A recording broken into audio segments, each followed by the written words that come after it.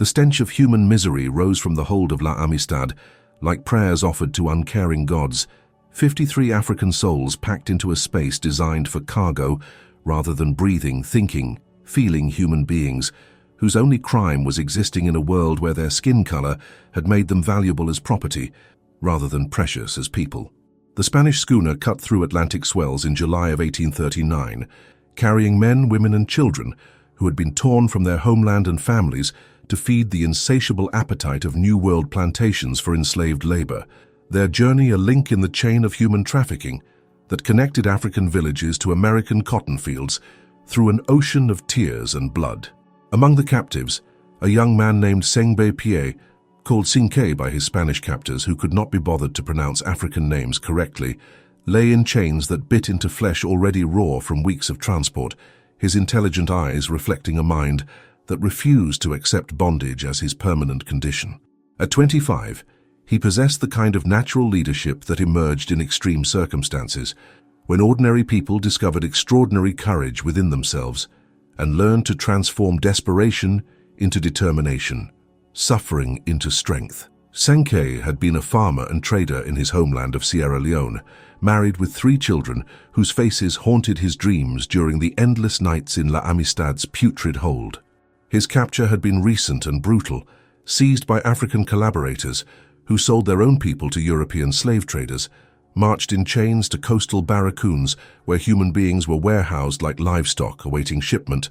then loaded onto ships that would carry them across an ocean that might as well have been the River Styx, for all the hope it offered of return. The Middle Passage aboard Portuguese slave ships had been a nightmare of death, disease and degradation that claimed nearly half the original captives before they reached Cuban ports, where Spanish law theoretically prohibited the importation of new slaves, but practically allowed it to continue through corruption and willful blindness. The survivors had been sold at illegal auctions in Havana to plantation owners who needed fresh labor to replace workers killed by the brutal conditions of sugar cultivation in the Caribbean heat. José Ruiz and Pedro Montes, the Spanish planters who had purchased Sankey and his companions, represented the casual cruelty of men who viewed human beings as agricultural equipment to be transported, used, and discarded when no longer productive. They had loaded their new property aboard theAmistad for the journey to their plantation in Puerto Príncipe, treating the voyage as a routine business trip that would conclude with increased profits from expanded labor capacity. But the Africans aboard theAmistad were not the broken spirits that their captors expected to find among people who had survived the trauma of capture, separation from families, and transportation across an ocean. They were individuals with their own languages, cultures, skills, and most importantly,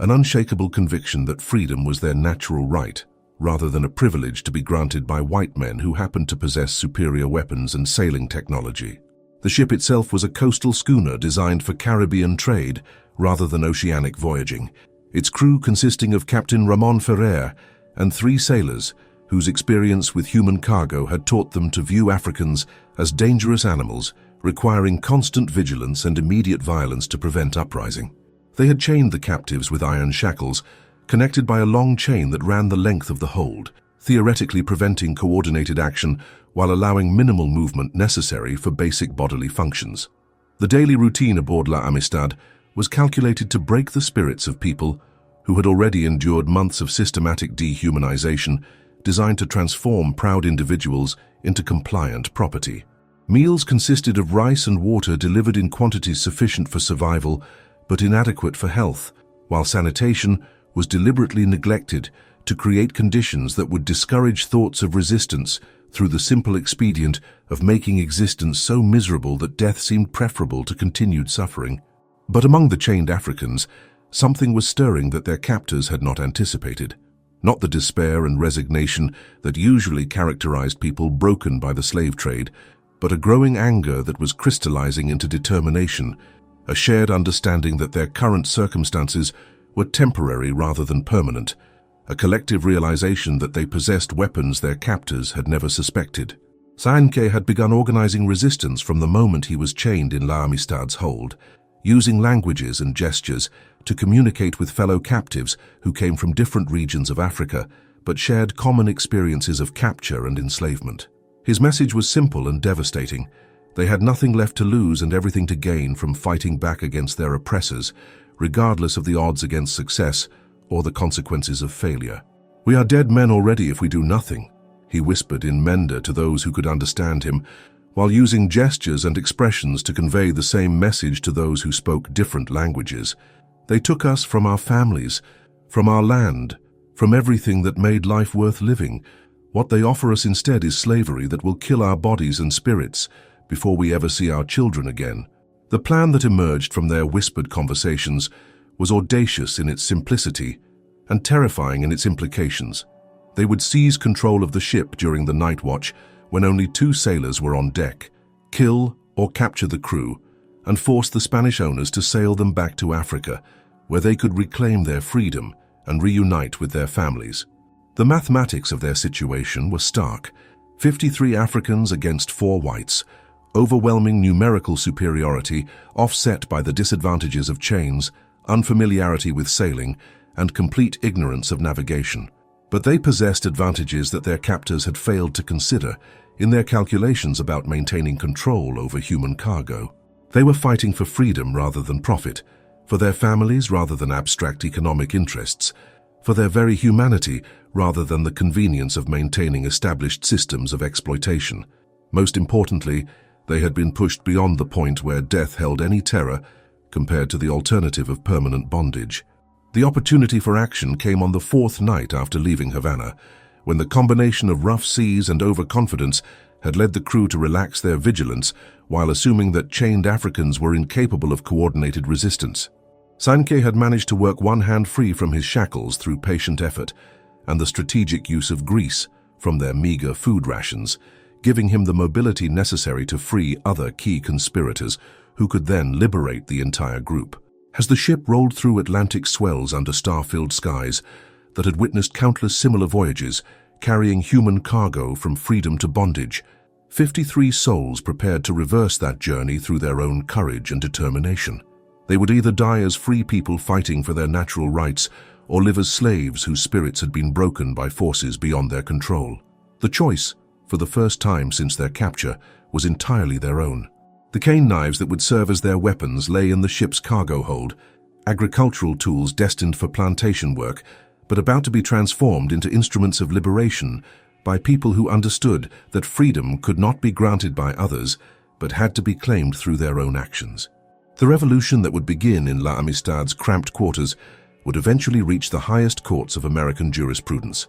but it started with the simple recognition that human beings possessed inalienable rights that no law or custom could legitimately deny. Captain Ferrer and his crew slept peacefully in their hammocks, confident that iron chains and wooden walls were sufficient to contain the aspirations of people they viewed as savage children, incapable of sophisticated planning or coordinated action. They would learn in the hours before dawn that they had fundamentally misunderstood both the nature of their cargo and the consequences of treating human beings like livestock. The rebellion was about to begin, and the Atlantic Ocean would witness scenes of violence and liberation that would echo through history long after the last wave had washed the blood from theAmistad's deck. The moon hung low over the Atlantic on July 2nd, 1839, casting silver pathways across water that had carried millions of enslaved Africans toward lives of bondage, but would soon witness the most dramatic reversal of that journey in the history of the slave trade. In theAmistad's stifling hold, 53 souls moved with the coordinated precision of people who understood that the next few hours would determine whether they would die as free men and women or live as property in a system designed to extract every ounce of value from their bodies while denying their humanity. Sankey's hands worked with infinite care to complete the removal of his shackles, his fingers made nimble by weeks of patient preparation and lubricated by palm oil he had hoarded from their minimal food rations. The iron bands that had seemed impossible to escape were gradually yielding to his persistence and ingenuity, proving that the technologies of oppression were not as invincible as their creators believed when confronted by human determination and intelligence. Around him, his fellow conspirators waited in silence that was broken only by the ship's creaking timbers and the distant voices of the Spanish crew members who were preparing for what they assumed would be another routine night of sailing toward Puerto Príncipe, and the profits that awaited them upon delivery of their human cargo. Captain Ferrer had reduced the night watch to minimal staffing, his confidence in the security of chained Africans making him careless about maintaining vigilance against threats he could not imagine. The Africans had spent days studying their captors' routines, learning the patterns of watch changes, mealtimes, and security checks that governed life aboard the schooner. They had observed which crew members carried weapons, where tools were stored, and most importantly, how the ship's operations could be disrupted most effectively by people who understood that surprise and overwhelming force could overcome superior weapons and sailing expertise. Grabo, a powerful man from the interior of Sierra Leone, whose tribal scars marked him as a warrior despite his recent capture,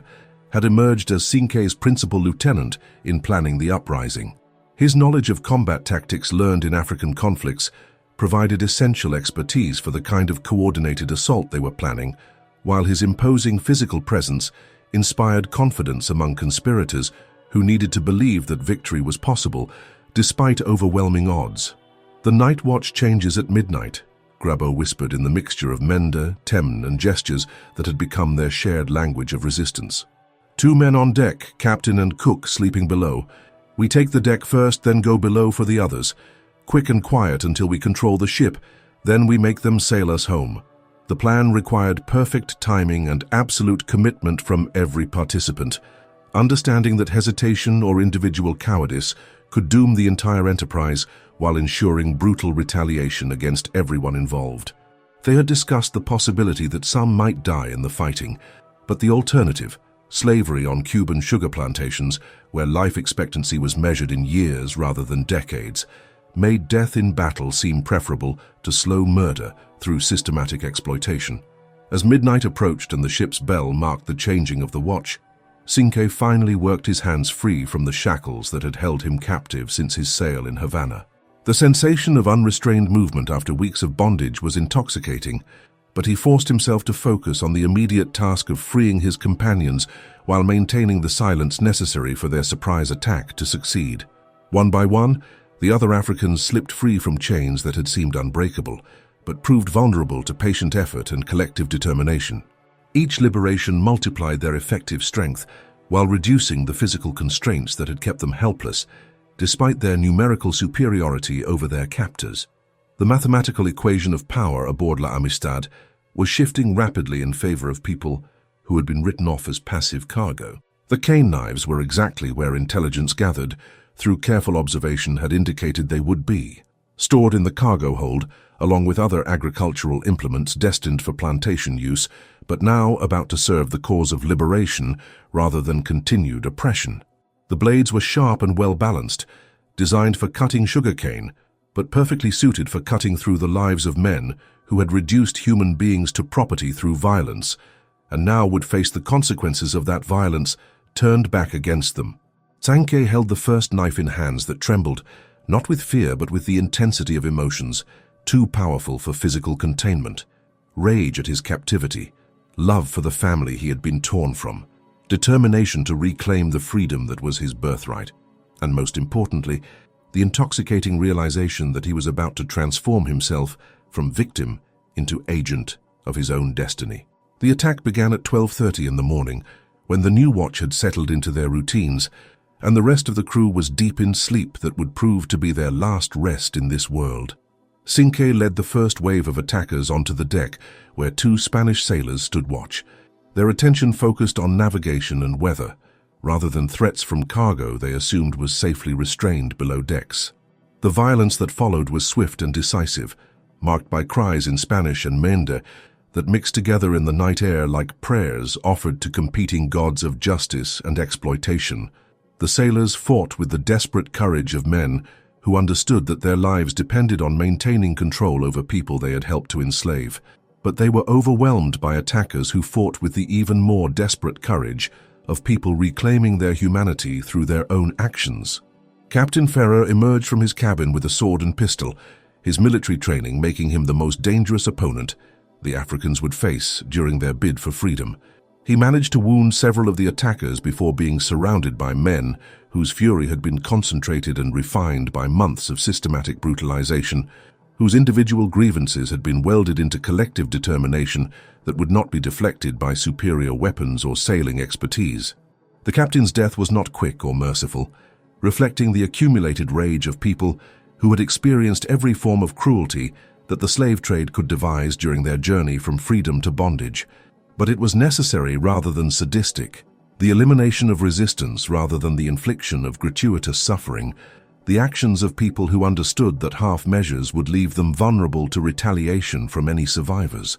José Ruiz and Pedro Montes, the Spanish planters who had purchased the Africans in Havana, attempted to hide in the ship's small cabin, but were quickly discovered and captured by men who recognized them as the architects of their current misery. The plantation owners begged for mercy in Spanish that most of their captors could not understand, but their terror was universal and satisfying to people who had been terrorized themselves since the moment of their capture in Africa. "You sail us back to Sierra Leone," Cinque told the trembling Spaniards in the broken Spanish he had learned during weeks of captivity, his voice carrying the authority of someone who had just proven that the relationship between master and slave could be reversed through courage and collective action. "You navigate us home or you die like your captain. Choose now." The Spaniards agreed immediately, their survival instincts overriding whatever loyalty they might have felt toward their dead compatriots or the system of slavery that had made them wealthy. But their agreement came with deception that the Africans could not detect, a plan to sail east by day while secretly reversing course at night, gradually working their way toward the North American coast where they hoped to encounter naval patrols that could rescue them and recapture their former prisoners. As dawn broke over an Atlantic Ocean that had witnessed the most successful slave ship rebellion in the history of the trade, 53 Africans found themselves in control of a vessel that could carry them back to the homeland they had been stolen from or deliver them to new forms of bondage if they failed to navigate the complex challenges that lay ahead. They had proven that enslaved people could fight back successfully against their oppressors, but the greater test would be whether they could maintain their freedom in a world where every legal and military institution was designed to return them to bondage. L'Amistad sailed eastward through morning swells, its deck stained with blood that testified to the violence necessary to transform cargo back into human beings, its hold no longer filled with the stench of despair, but with the sound of voices raised in songs of celebration and prayers of gratitude offered to ancestors who had guided their children's hands during the night of liberation. The rebellion had succeeded beyond their most optimistic projections, but the journey home would prove more difficult than the battle for the ship. They were free Africans sailing in international waters, but they were also people of color in a world where legal systems from Europe to the Americas were designed to treat their freedom as theft of white property rather than restoration of natural rights. The greatest test of their courage and determination still lay ahead, in courtrooms and diplomatic conferences, where their humanity would be debated by people who had never experienced bondage, but possessed the power to return them to chains. The weeks following the successful rebellion transformed L'Amistad from a slave ship into something unprecedented in maritime history, a vessel controlled by former captives who were navigating not just ocean currents, but the complex currents of international law, diplomacy, and racial prejudice that would determine whether their bid for freedom would end in African homecoming or American bondage. The Spanish prisoners, Ruiz and Montes, had agreed to sail eastward toward Sierra Leone during daylight hours, but their nighttime manipulations of the ship's course were gradually carrying them toward the North American coast and a confrontation with legal systems designed to protect property rights rather than human rights. Sankei stood at the ship's bow during the blazing heat of an August afternoon, his eyes scanning the horizon for signs of the African coastline that should have appeared weeks earlier if their Spanish navigators were keeping their agreement to return them home. His knowledge of sailing was limited to what he had observed during the Middle Passage and the coastal trading that had characterized his life before capture, but his intelligence was sufficient to recognize that something was wrong with their supposed progress toward freedom. The Africans had organized themselves into an effective governing structure that reflected traditional African political systems while adapting to the unique challenges of their situation. Grabo served as war chief, maintaining security and discipline among men whose frustration was growing with each day that failed to bring them closer to home, while others took responsibility for food distribution, medical care, and the complex negotiations with their Spanish prisoners that would determine their ultimate destination. Their supplies were running dangerously low despite careful rationing of food and water that had been intended for a much shorter journey to Puerto Príncipe, rather than an Atlantic crossing that seemed to have no end. The ship's stores had not been provisioned for the extended voyage that deception was creating, and the Africans faced the prospect of starvation or thirst, forcing them to seek aid from whatever vessels or ports they might encounter. "The sun rises in the wrong place each morning," observed Berner, whose experience as a trader in Sierra Leone had taught him to read natural signs that his captors thought were beyond African comprehension. "These Spanish men are sailing us toward the land of white people, not toward our home. They think we are too ignorant to understand navigation, but the stars do not lie even when men do." The discovery of Spanish deception created a crisis that tested the leadership structure the Africans had created and the unity that had made their rebellion possible. Some advocated killing their navigators immediately and attempting to sail eastward without assistance, despite their lack of nautical expertise. Others argued for forcing the Spanish prisoners to change course through threats and violence that would ensure compliance with their original agreement. Sankey's decision reflected the kind of strategic thinking that had made their rebellion successful and would characterize his leadership throughout the crisis that was about to engulf them. Rather than executing the Spanish navigators, he ordered them closely watched while the Africans attempted to learn enough seamanship to eventually manage without their assistance, understanding that killing their only source of navigation expertise might doom them all to death at sea. "We keep them alive until we reach Africa," he announced during one of their evening councils, his voice carrying the authority of someone whose courage had been proven in battle, but whose wisdom was still being tested by circumstances no one had anticipated. "But we watch them every moment, and we learn everything we can about sailing this ship ourselves. If they try to deceive us again, then we will show them that death is preferable to slavery for men who value their freedom." The psychological warfare that developed between captors and captives during the long weeks at sea was as complex as any formal diplomatic negotiation, with each side attempting to manipulate the other while pursuing objectives that were fundamentally incompatible. The Spaniards wanted to survive and recover their property while returning the Africans to bondage, while the Africans wanted to return home while ensuring that their former owners could not betray them to authorities who would enforce the legal systems that treated their freedom as theft. As August turned to September and their supplies dwindled to critical levels, theAmistad encountered fishing vessels and naval patrols that represented both opportunity and danger for people whose legal status was uncertain in international waters. The Africans needed fresh water and provisions to survive, but any contact with officials might result in their being treated as pirates, murderers, or escaped property, rather than free people seeking to return to their homeland. The encounters with other vessels revealed the complexity of their situation and the prejudices they faced from people who had never questioned the assumptions underlying the slave trade. American fishing crews who observed theAmistad through spyglasses saw armed black men controlling a Spanish vessel and immediately assumed they were witnessing piracy rather than liberation, while naval officers who boarded the ship for inspection struggled to understand how former slaves could be treated as anything other than escaped property requiring return to their legal owners. "These Africans claim they were illegally enslaved," reported Lieutenant Commander Thomas Gedney of the USS Washington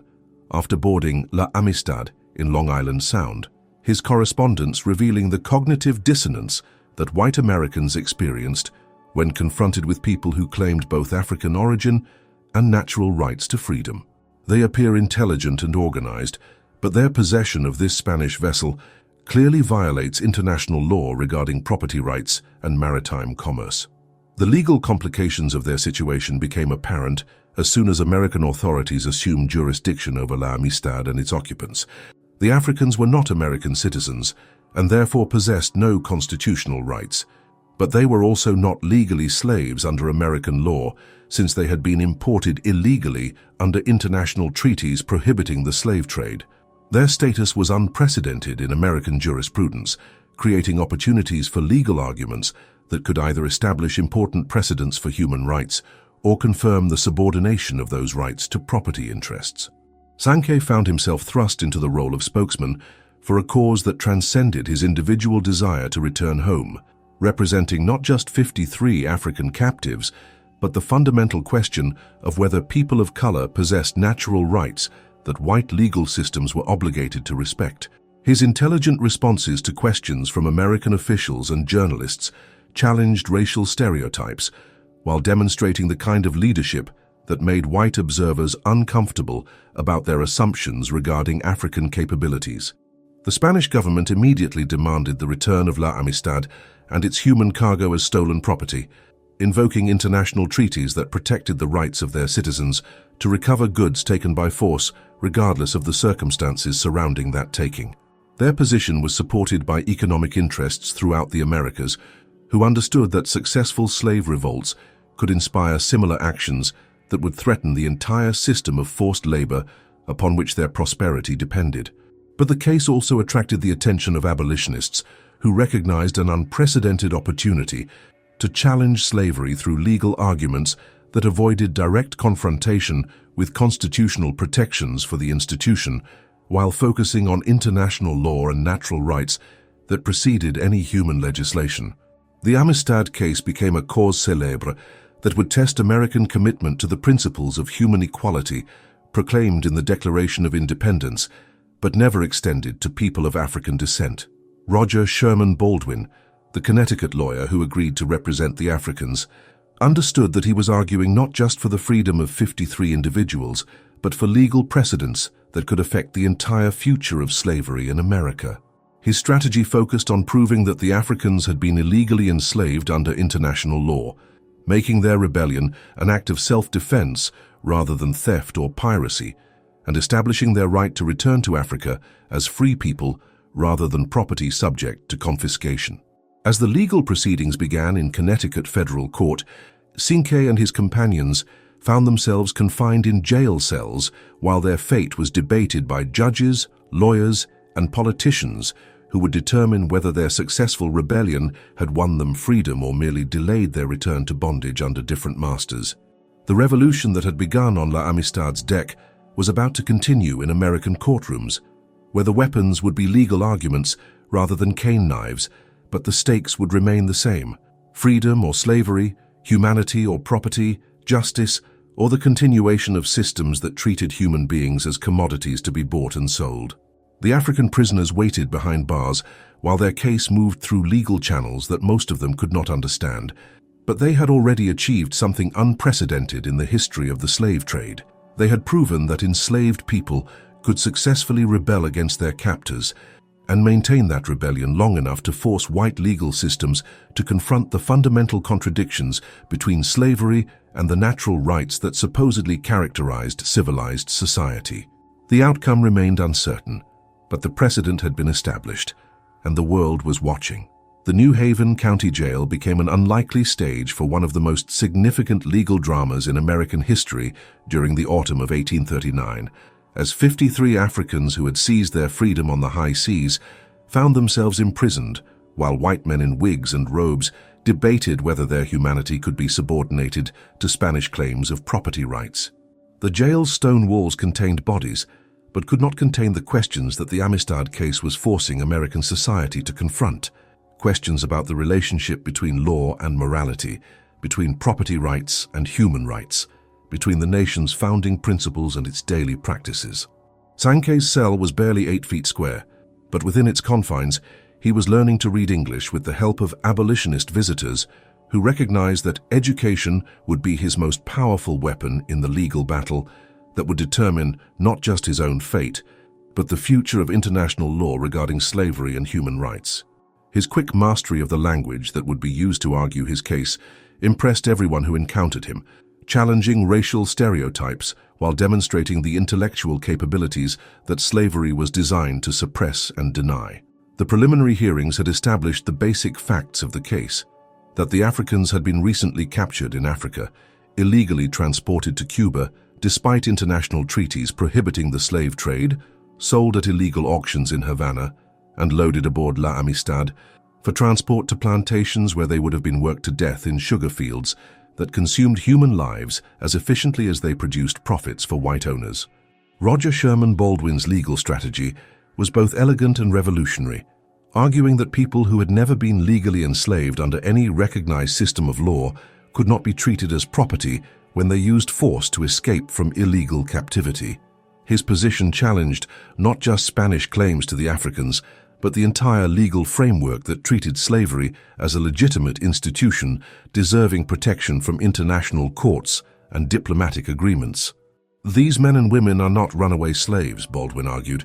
before Judge Andrew Judson, whose own racial prejudices were being tested by legal arguments that forced him to consider whether people of color possessed natural rights that preceded and superseded any human legislation. They are freeborn Africans who were kidnapped from their homeland, transported illegally across the Atlantic in violation of international treaties, and sold at illegal auctions that no legitimate legal system can recognize.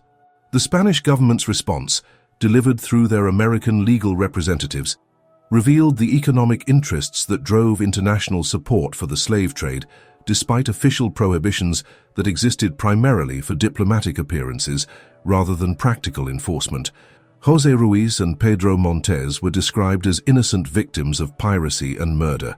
their property rights in human beings treated as more sacred than the human rights of the people they claimed to own. The question before this court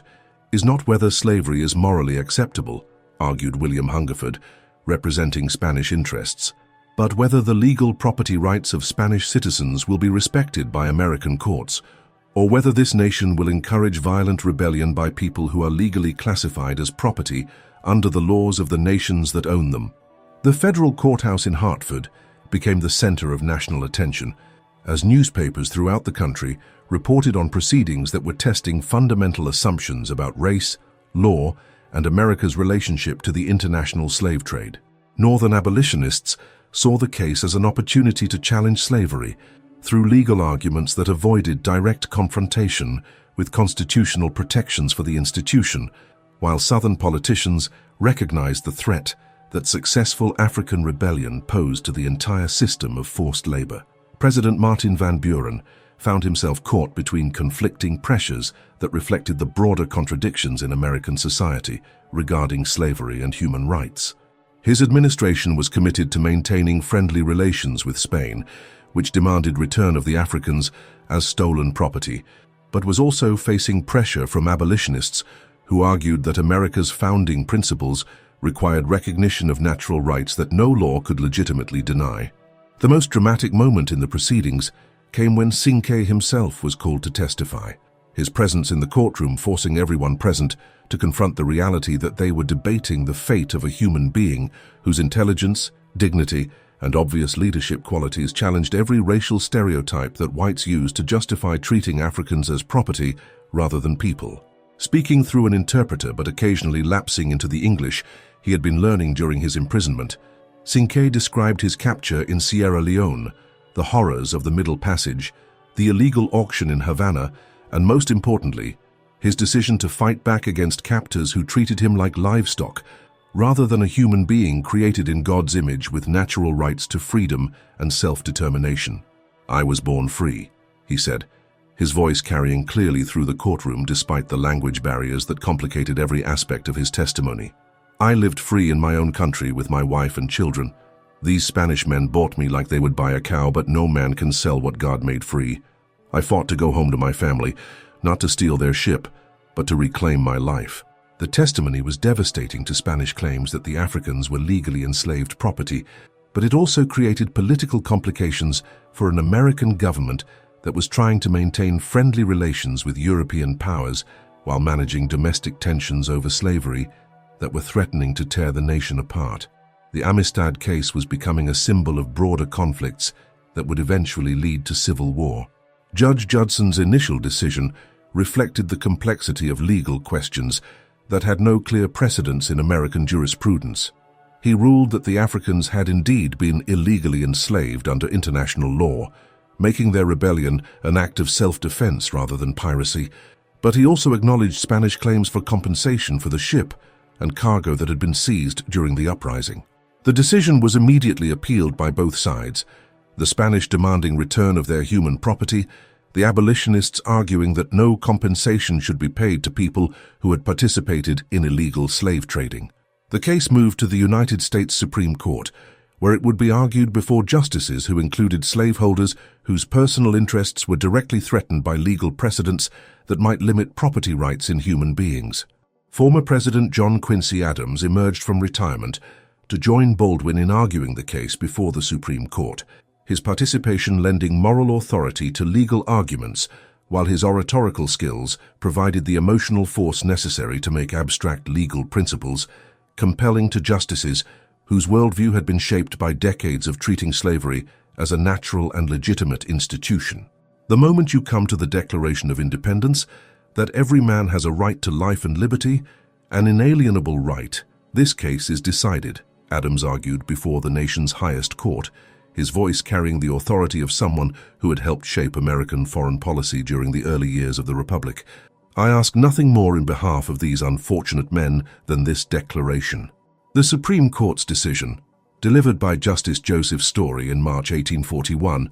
represented one of the most important victories for human rights in American legal history. The court ruled unanimously that the Africans had been illegally enslaved, making their rebellion legitimate self-defense rather than criminal violence, and ordered their immediate release with provision for return to Africa at government expense. These Africans were kidnapped and illegally transported in violation of the laws of Spain and the treaties of the United States, Story wrote in the court's opinion. They owed no allegiance to Spain, had never been subject to Spanish law as legal slaves, and were therefore entitled to their freedom when they used force to escape from illegal captivity. The decision was celebrated by abolitionists as proof that American legal principles, properly applied, were incompatible with slavery, while Southern politicians recognized it as a dangerous precedent that could eventually be used to challenge the entire institution of forced labor. The Amistad case had established that natural rights to freedom preceded any human law, creating legal foundations that would eventually support arguments for universal emancipation. As spring arrived in Connecticut and preparations were made for the Africans' return to Sierra Leone, Cinque reflected on the remarkable journey that had taken him from chains in theAmistad's hold to victory in America's highest court. He had not only won his own freedom, but had established legal precedents that would influence international law for generations to come, proving that even the most oppressed people possessed the power to claim their natural rights when they found the courage to fight for them. The 35 survivors of the original 53 Africans who had rebelled aboard theAmistad, 18 had died during their imprisonment, victims of diseases contracted in American jails that were little better than the slave ship they had escaped, prepared for the journey home that had been their goal since the night they first struck back against their captors. But their legal victory was more than personal liberation. It was proof that slavery's legal foundations were vulnerable to challenge, that America's founding principles could be used to undermine rather than support human bondage, and that people of color possessed the intelligence and dignity necessary to claim their rights through legal as well as violent means. The rebellion that had begun with cane knives on the Atlantic Ocean had concluded with legal arguments in marble courtrooms,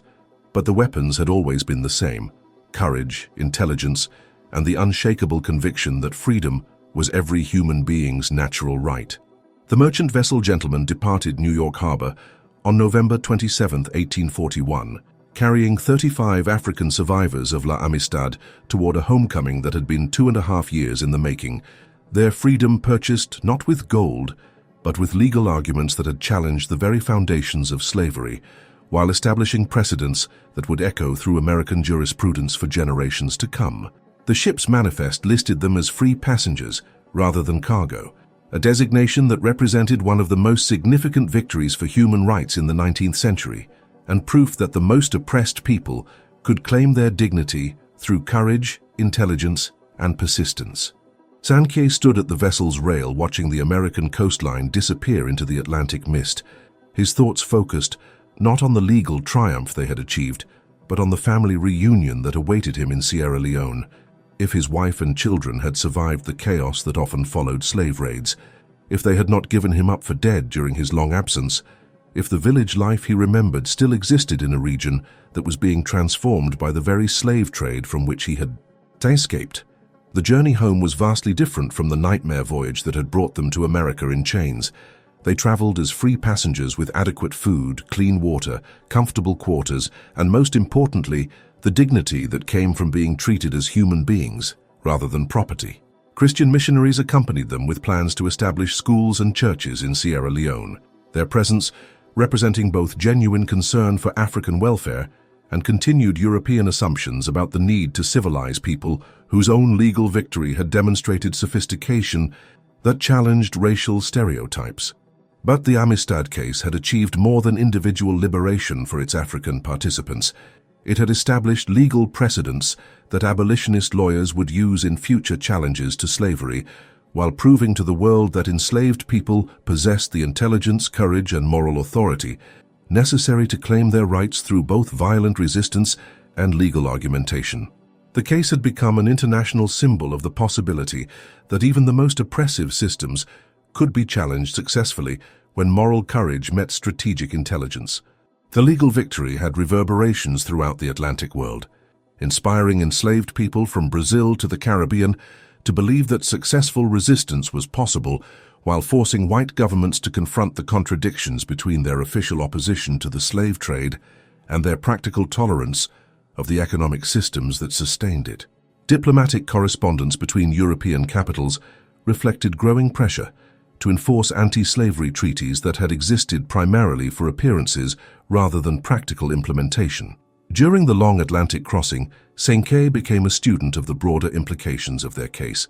working with the missionaries and abolitionists aboard ship to understand how their individual struggle for freedom had become part of a larger movement to end human bondage throughout the Americas. His education in the complexities of international law and diplomacy revealed the extent to which their personal tragedy had been transformed into a weapon against the entire institution of slavery. "Your rebellion did more than free 35 Africans," explained Lewis Tappan, the prominent abolitionist who had helped finance their legal defense and was now accompanying them home. "You proved that enslaved people are capable of the kind of sophisticated resistance that slavery's defenders claim is impossible for people they call inferior. You demonstrated that natural law supersedes human law when human law violates God's intentions for his creation." The conversations during their homeward voyage revealed how completely the Amistad case had challenged American assumptions about race, law, and the relationship between moral principles and political practice. Northern newspapers had covered the case extensively, creating public awareness of slavery's brutalities, while demonstrating that people of African descent possessed intellectual capabilities that white supremacist ideology denied. But the case had also created political complications that would contribute to the sectional tensions leading towards civil war. Southern politicians recognized that the Supreme Court's decision established dangerous precedents for challenging slavery through legal means, while Northern abolitionists gained confidence that America's founding principles could be used to undermine rather than support human bondage. The return to Sierra Leone in January 1842 brought mixed emotions,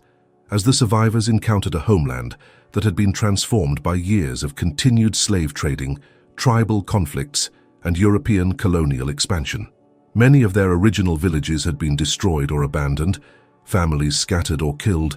the stable agricultural societies they remembered replaced by communities organized around defensive measures against continued slave raids. Sankey's personal reunion was both joyful and heartbreaking. His wife had survived and remarried, believing him dead after 2 years of absence, while his children had grown into young adults who barely remembered the father who had been stolen from their lives. The family structures that had given meaning to his existence before capture had been shattered by forces beyond anyone's control, proving that even successful resistance could not restore what slavery had destroyed. But the returned Africans brought with them knowledge and skills that would prove valuable in their homeland's continuing struggle against the slave trade and European colonization. Their experiences in American courts had taught them about legal systems that could be used to resist oppression, while their exposure to Christian education provided tools for building schools and institutions that could strengthen African communities against future exploitation. The mission station established by the returning Africans became a center for education and resistance to continued slave trading, with Sankey serving as a leader who used his international experience to help organize defensive alliances among local communities. His knowledge of European languages and legal systems made him an effective diplomat in negotiations with colonial officials who were gradually extending British control over the region. The broader impact of the Amistad case continued to influence American politics and international law long after the Africans had returned home. Abolitionist speakers throughout the North used their story to demonstrate that enslaved people were capable of the kind of moral reasoning and strategic thinking that slavery's defenders claimed was impossible for people they classified as racially inferior. Frederick Douglass, himself an escaped slave who had become one of America's most powerful orators, frequently referenced the Amistad case in speeches that challenged white assumptions about African capabilities while arguing for immediate emancipation based on natural rights that no law could legitimately deny. The Africans of the Amistad proved what every thinking person should already know, Douglass declared during an 1845 speech in Boston that drew explicit connections between their case and broader arguments for abolition. They proved that the desire for freedom burns as brightly in African hearts as in any other, that intelligence and moral reasoning are gifts of God rather than privileges of race, and that no system of oppression, however brutal, can permanently suppress the human hunger for justice and dignity. The legal precedents established by the Supreme Court's Amistad decision were cited in numerous subsequent cases involving slavery and civil rights, creating a body of jurisprudence that gradually undermined the legal foundations of human bondage, while establishing principles that would eventually support arguments for universal emancipation and equal protection under law. When the Civil War finally erupted in 1861, many observers traced its intellectual origins to cases like Amistad that had forced Americans to confront the contradictions between their founding principles and their daily practices regarding human bondage. The legal arguments that had freed 35 Africans in 1841 provided philosophical foundations for the Emancipation Proclamation and constitutional amendments that would eventually extend freedom to 4 million enslaved people. Senkwe lived to see news of American emancipation reach Sierra Leone in 1865, understanding that the rebellion he had led aboard a Spanish slave ship had contributed to the eventual destruction of the entire system of Atlantic slavery. His personal journey from chains to freedom had become part of a larger historical movement that proved the power of individual courage to create changes that seemed impossible when viewed from within systems of oppression. The final irony of the Amistad story emerged decades later, when historians studying the case discovered that some of the Africans who had returned to Sierra Leone in 1842 had eventually been recaptured by slave traders and sent back to the Americas, their legal victory in American courts providing no protection against the continued ravages of the Atlantic slave trade. The system they had challenged was too vast and profitable to be destroyed by a single legal precedent, requiring the massive violence of civil war to finally end. But their achievement remained significant, despite its limitations. They had proven that enslaved people could successfully rebel against their captors, maintain that rebellion long enough to win legal recognition of their humanity, and establish precedents that would influence international law for generations to come. The rebellion that began with cane knives on La Amistad's deck had concluded with legal arguments that challenged slavery's intellectual foundations, while demonstrating that the most oppressed people possessed the power to claim their rights when they found the courage to fight for them. In 1879, nearly 40 years after the Amistad case, Cinque died in Sierra Leone as a respected elder whose life had spanned the transition from traditional African society through the horrors of the slave trade to legal victory in American courts and eventual return to a homeland transformed by the very forces he had fought.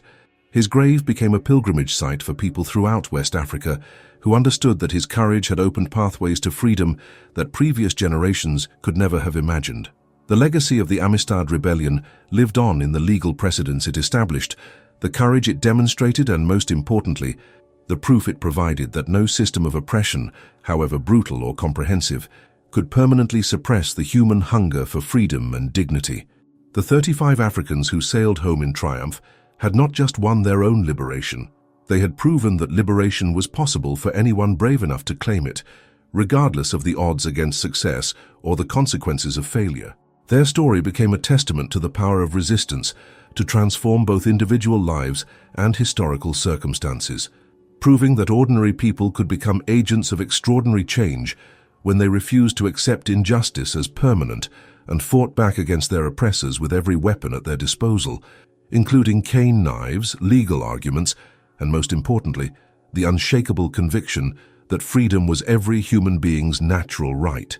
Taisei, the waves that carried theAmistad across the Atlantic in 1839 bore witness to one of the most remarkable reversals in the history of human bondage,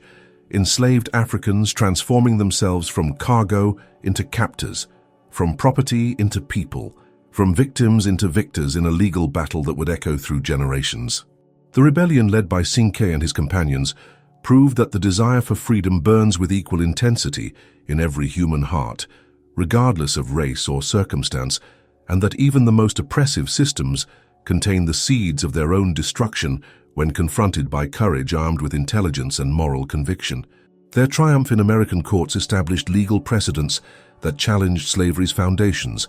while demonstrating that the most despised and oppressed people possessed the dignity and capability to claim their rights through both violent resistance and legal argumentation. The Amistad case became a beacon of hope for enslaved people throughout the Americas, proof that successful rebellion was possible and that the principles underlying democratic society could be used to destroy rather than defend human bondage. Their long journey from African villages to Spanish slave ships to American courtrooms to eventual homecoming illuminates the true meaning of freedom, not as a gift to be granted by others, but as a natural right to be claimed through personal courage and collective action. If these stories of triumph over seemingly impossible odds inspire your own quest for justice, join our community dedicated to preserving these crucial narratives. Subscribe to our channel to discover more tales of resistance that change the course of history. Your support ensures that the courage of people like Cinque continues to inspire those who fight for human dignity in every generation.